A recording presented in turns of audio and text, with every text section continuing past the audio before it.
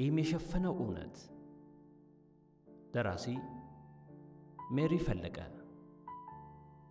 ክፍል 1።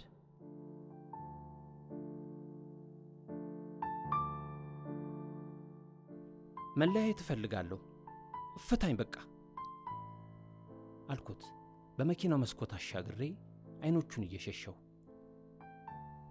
እሺ ነበር መልሱ። እንዴ ቢያንስ ለምን ብሎ እንዴት አይጠይቀኝም? መቼ ነው እንዲሆን የምትፈልጊው? አሁን፣ ነገ፣ ከሳምንት በኋላ? መቼ? ቀለል አድርጎ ቀጠለ። ቀጥዬ የምለው ጠፋኝ። ለራሴ ምክንያት መስጠት እፈልጋለሁ። ተናዶ እንዲናገረኝ እሱ ላይ እንከን ማግኘት አጥብቄ እፈልጋለሁ። ፈታችሁ ከመባል ሌላ ቅጥያ ተጨምሮበት ስላናደዳት ፈታችሁ፣ ስለመታት ፈታችሁ፣ ብቻ ምክንያቱ ከሱ ቢመጣ ደስ ይለኛል። ካለቀልን ዛሬም ብንፋታ ደስ ይለኛል። ከዛሬ በኋላ እንደውም ተፋተናል። የግድ በሕግ መፋታት የለብንም። እኔን መፍታት ነው አይደል የፈለግሽው? ስለወደድኩሽ እንጂ ማንም ስለፈረመና ምስክር ስለጠራ አላገባሁሽም ብሎኝ ከመኪናው ወረደና የኔን በር ከፈተልኝ። ቤታችን ደጅ ደርሰን ነበር።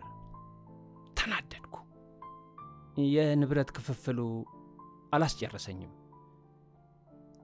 የትኛውን ንብረት ነው የምትፈልጊው? የአጥሩን በር ከፍቶ በእጁ እንድገባ አሳየኝ። ድርሻዬን። ቅር ካላለሽ ትንሿ መኪና ልውሰዳት። ሌላውን ንብረት አልፈልገውም።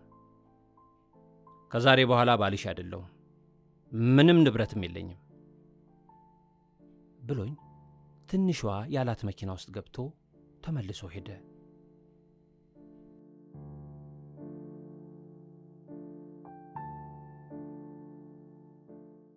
ምን እንደምፈልግ ግራ ገባኝ። ካሳሁን ሳላገባው በፊት ነበር የምፈታው ቀን የሚናፍቀኝ። ሳላገባው ፈትቼዋለሁ።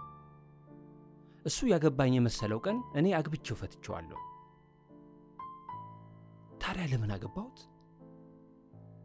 እሱን አላገባሁትም፣ ገንዘቡን እንጂ። ወንዶች ሴት ልጅ ገንዘብ ያለውን ትወዳለች ሲሉ ሳቅ ያመልጠኛል። ወይ ሰውየውን ማርኳታል ወይ ገንዘቡ ማርኳታል። ለአንዳቸው ቅድሚያ ትሰጣለች። ለገንዘቡ ብላ ከሆነ ገንዘቡን እንጂ እሱን አትወደውም። ገንዘቡ እስካለ ወይም የምትፈልገውን እስክታገኝ ድረስ አለች። እነሱ ግን ራሳቸውን ሳይሆን ገንዘባቸውን ያቀርቡላታል። ምክንያቱም የቁሱን ያህል ራሳቸውን አያምኑትም።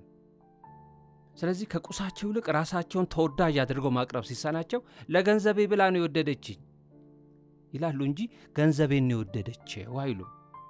ሰውየውን ከወደደችው ለገንዘቡ ብላ፣ ለቁመናው ብላ፣ ለወዙ ብላ የሚሉት ቀልድ አይጥመኝም። በቃ ሰውየውን ነው የወደደችው።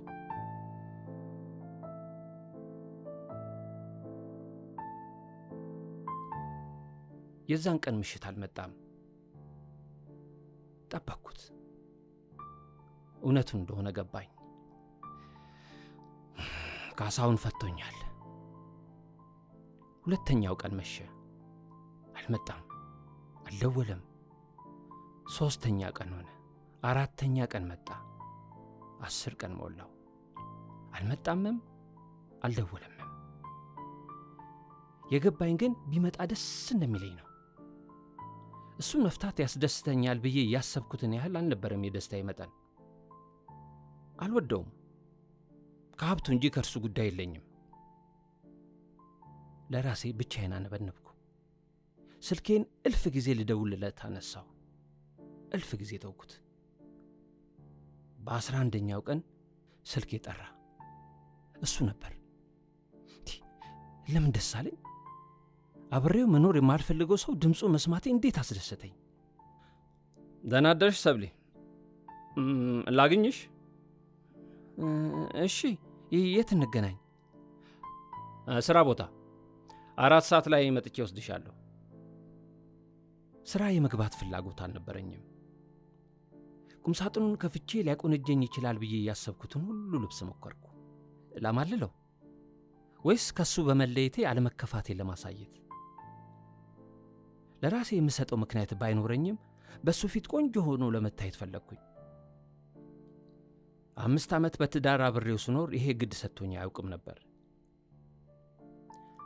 በጥንቃቄ ስዋብ ብዙ ሰዓት ፈጅቼ ደረስኩ። ተጋብተን ብዙ ሳንቆይ ነበር ካሳሁን እቤት ከምትውይ ብሎ ለንግድ ተስማሚ የሆነ ቦታ ላይ ትልቅ የሴቶች ጸጉር ቤት የከፈተልኝ። በሩ ላይ ሲደርስ የት ይዞኝ ሊሄድ እንደሆነ እያሰብኩ ነበር። ብዙም ግድ ያልሰጠው ሰላምታ ሰጥቶኝ የመኪናውን በር ከፍቶ አስገባኝ። በሚከብድ ዝምታ መኪናውን መንዳት ጀመረ። ላገኘው እንዳልቸኮልኩ ተጨነኩኝ።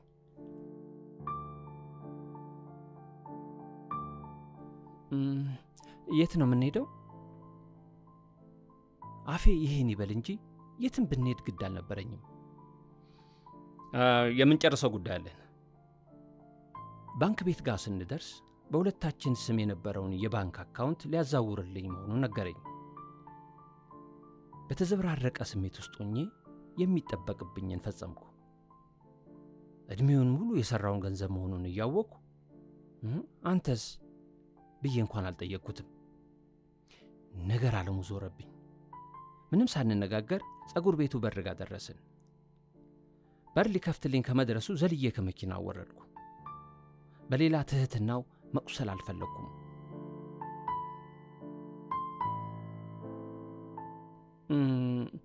የት ነው ያለው አልኩት። ቤት እስካገኝ ሆቴል ነው ያረፍኩት። ለጊዜው እኮ ቤት መሆን ትችላለህ።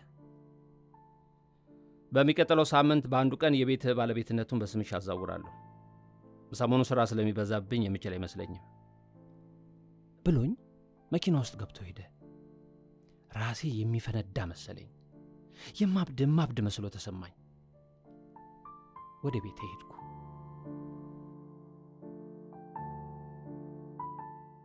ክፍል 1 ቂም የሸፈነ እውነት እዚህ ላይ አብቅቷል።